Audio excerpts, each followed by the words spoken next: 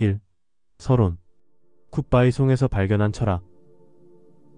나는 버클리의 말콤 X 초등학교 발달장애 특수반에서 아이들을 가르치는 교사다. 오후 2시가 되면 교실은 작은 전환점을 맞는다. 아이들과 함께 바닥을 쓸고 책상을 닦으며 하루의 마무리를 준비한다.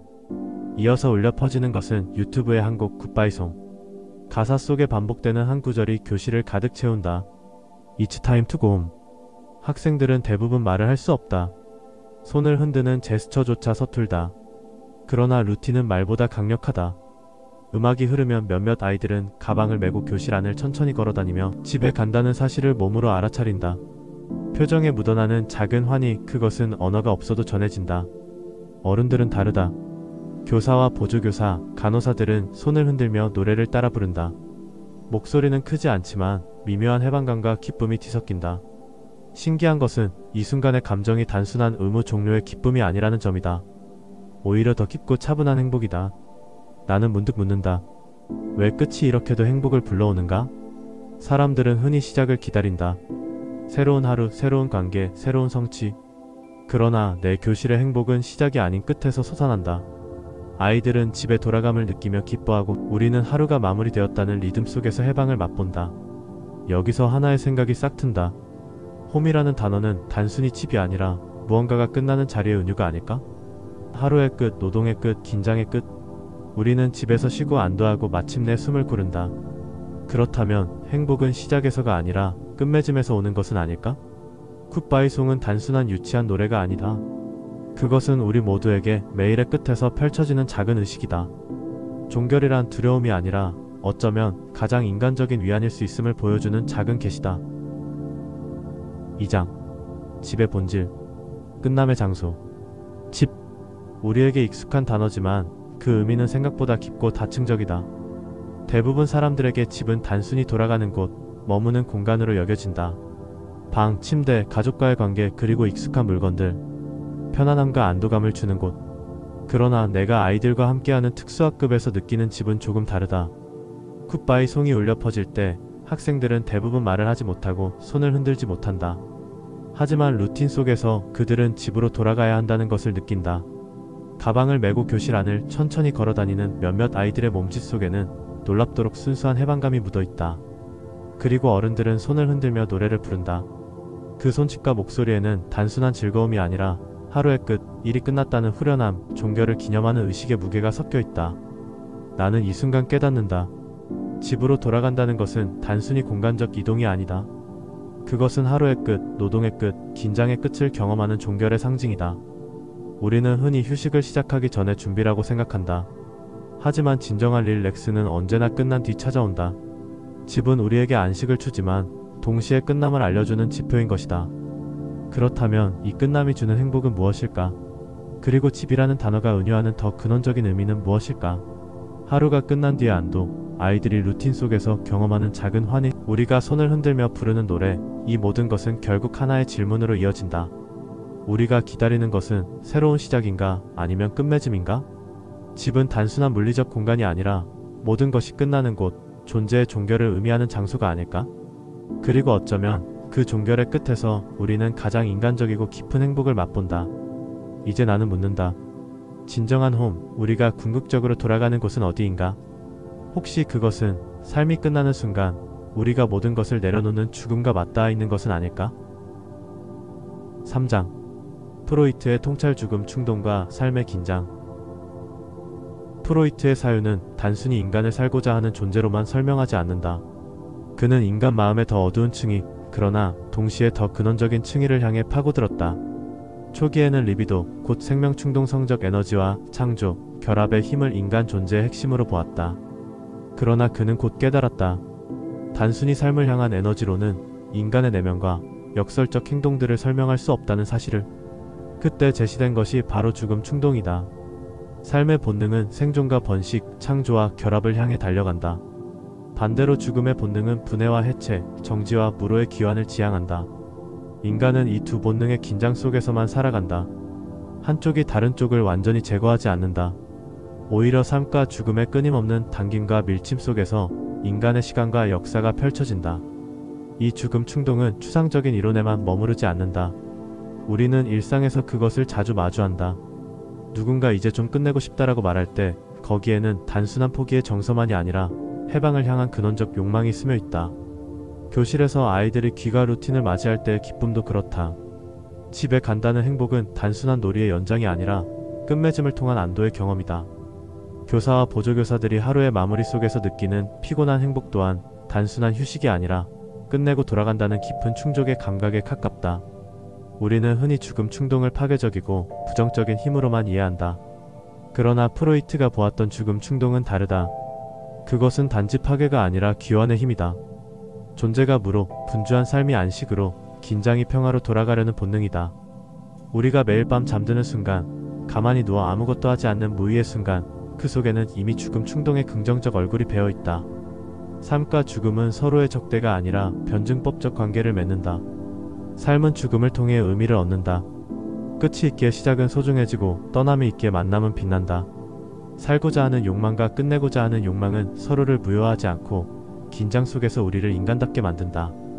행복은 바로 이 모순적 긴장 속에서 발생한다. 내가 교실에서 목격하는 작은 장면들, 굿바이 송을 부르는 순간 모두가 환하게 웃는 그 장면은 이 긴장의 아름다운 압축이다. 아이들은 집으로 돌아가고 교사는 하루를 내려놓는다. 그 순간의 행복은 단순히 놀이의 기쁨도 단순히 피로의 보상도 아니다. 그것은 삶과 죽음의 본능이 맞닿는 자리에서 솟아나는 평화다. 결국 집이라는 은유는 삶과 죽음이 함께 머무는 장소다. 집으로 돌아가는 루틴 속에서 우리는 모두 느낀다. 우리는 살고자 하면서 동시에 끝내고 싶어 한다는 그 누구도 벗어날 수 없는 근원적 진실을. 4장. 수면과 죽음. 매일의 작은 죽음. 미국에 살던 친구가 문득 물었다. 왜 어떤 사람은 잠을 많이 자는가? 죽으면 영원히 자는데. 처음에는 단순한 호기심처럼 들렸지만 곱씹을수록 마음에 질문이 남았다. 잠이라는 행위는 단순히 생명을 유지하기 위한 생리적 욕구일까? 아니면 그보다 더 깊은 의미를 지닌 체험일까? 수면은 생존과 건강을 위한 필수 조건임에도 나는 그 속에서 죽음의 작은 그림자를 본다. 얕은 수면이 끝난 뒤 찾아오는 깊은 수면 속에서 뇌는 거의 움직이지 않고 의식은 사라진다. 꿈조차 없는 그 상태, 완전한 무의 순간. 인간이 결코 의식적으로 경험할 수 없는 죽음의 한 조각을 우리는 매일 밤 체험하는 것이다. 깨어난 아침, 깊은 수면을 충분히 경험하지 못했다면 하루 내내 느껴지는 무기력함은 단순한 피로를 넘어 죽음의 욕망이 충분히 해소되지 않았음을 보여주는 신호일지도 모른다. 수면은 단순한 휴식이 아니다. 그것은 매일 밤 인간이 죽음을 조금씩 받아들이고 체험하는 의식 없는 예식이다. 삶과 죽음의 긴장은 깨어있는 동안뿐 아니라 우리가 눈을 감는 순간에도 계속된다. 에로스와 타나토스, 생명과 죽음의 본능이 서로를 밀고 당기며 우리는 잠 속에서 잠시 그 긴장을 노는다.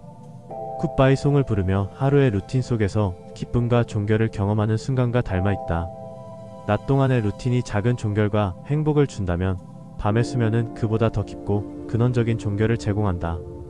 반복되는 하루, 반복되는 잠, 반복되는 작은 죽음의 경험 속에서 우리는 삶과 죽음의 조화 속에 서 있다. 결국 잠자는 행위는 단순한 육체적 필요를 넘어 존재의 끝맺음을 매일 연습하는 의식이다. 인간은 살고자 하면서 동시에 끝내고 싶어 한다. 수면 속에서 우리는 매일 작은 죽음을 만나고 그 속에서 삶의 가치를 더욱 깊이 느낀다. 5장. 생명과 개화 그리고 떨어짐. 생명은 피어나는 것이다. 단순히 존재하는 것이 아니라 드러나고 빛나고 자신을 펼치는 것. 인간이 창조하고 성장하며 사랑을 나누는 모든 순간은 이 개화의 욕망과 맞닿아 있다. 나무가 꽃을 피우듯 우리는 자신 안의 생명을 활짝 드러내고 싶어 한다. 그것이 바로 존재의 근본적 본능이다. 그러나 개화의 끝에는 반드시 낙화가 따른다. 꽃이 피어난 뒤에는 떨어지고 여름의 열매가 익으면 결국 시들고 인간의 노력과 성취도 언젠가는 마무리를 맞는다. 우리는 흔히 이 떨어짐을 두려워한다. 그러나 이 두려워하는 마음은 떨어지려는 순간에 드러나는 생명의 본능, 쉬고자 하는 욕망을 이해하지 못하는 마음이다. 진정한 행복은 활짝 피어난 뒤 그 끝을 기꺼이 받아들이는 용기 속에서 발견된다. 떨어지는 순간을 거부하지 않고 스스로 내려놓을 수 있는 마음. 그것이 삶과 죽음, 성장과 휴식, 에로스와 탄나토스가 만나는 지점에서의 행복이다. 개화와 낙화는 서로를 배제하지 않는다. 오히려 떨어짐을 용인할 때 우리는 생명의 욕망을 더욱 충만하게 경험한다. 예수는 한 알의 씨앗이 죽지 않으면 열매를 맺을 수가 없다고 했고 바울은 매일 죽노라라고 말했다. 다석 유영모 선생은 매일 하루를 살고 죽는다고 했다. 삶은 한 송이 꽃과 같다. 피어날 때의 열정과 빛, 그리고 떨어질 때의 고요와 평화. 그 리듬을 받아들일 수 있을 때 우리는 진정으로 존재하고 진정으로 행복해진다.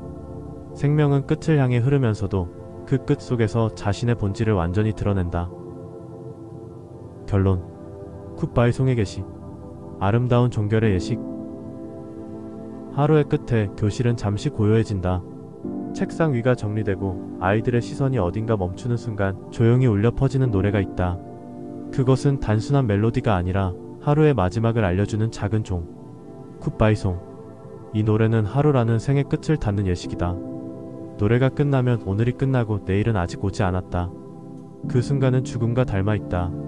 죽음이란 삶의 끝맺음이자 또 다른 시작의 예고이기 때문이다. 아이들은 이 노래를 부르지 못한다. 입술은 닫혀있고 목소리는 나오지 않는다. 그러나 그들의 눈빛, 가만히 흔드는 손, 기대하는 몸짓 속에서 노래의 흐름이 흡수된다. 그들은 언어 없이도 종결을 안다.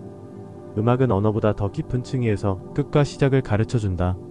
어른들은 아이들 곁에서 손을 흔든다. 작은 제스처, 그러나 그것은 하나의 연습이다.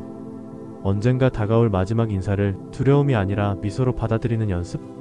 함께 손을 흔드는 그 순간 우리 모두는 죽음을 조금 배운다. 종결은 단순한 종료가 아니다. 그 안에는 해방과 안식이 있다. 굿바이송은 하루를 닫는 문이면서 동시에 내일을 여는 문이다. 그 문턱을 넘어설 때 우리는 알게 된다. 죽음은 무겁기만 한 것이 아니라 때로는 가장 부드럽고 가장 아름다운 쉼이라는 것을. 굿바이송은 말한다.